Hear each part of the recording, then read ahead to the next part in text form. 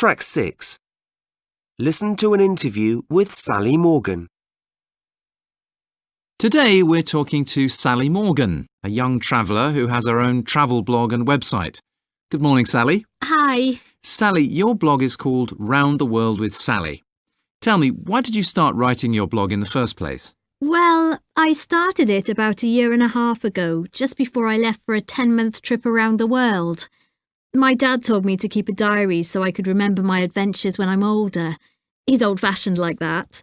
But I wanted to have a place where I could share my stories, videos and pictures with keen travellers like myself. A diary is a private thing, but the whole world can see your blog. People tell me it's encouraged them to go travelling themselves. What do you like best about travelling?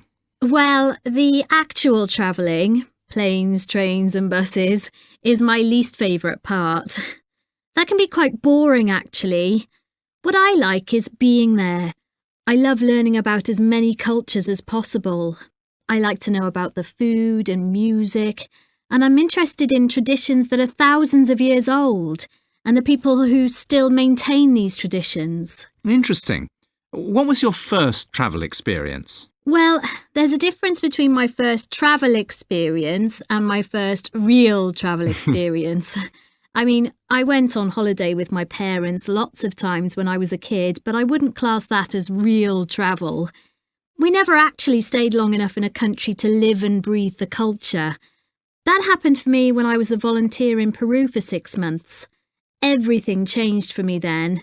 That's when I became a traveller, not just a tourist. You don't always have to get a job when you're there, but it helps. What advice would you give to someone about to go travelling on their own? Apart from the obvious things, like making sure you have your passport and all your travel documents, and you've had all your vaccinations against diseases like typhoid and yellow fever, I'd say plan, but don't plan too much.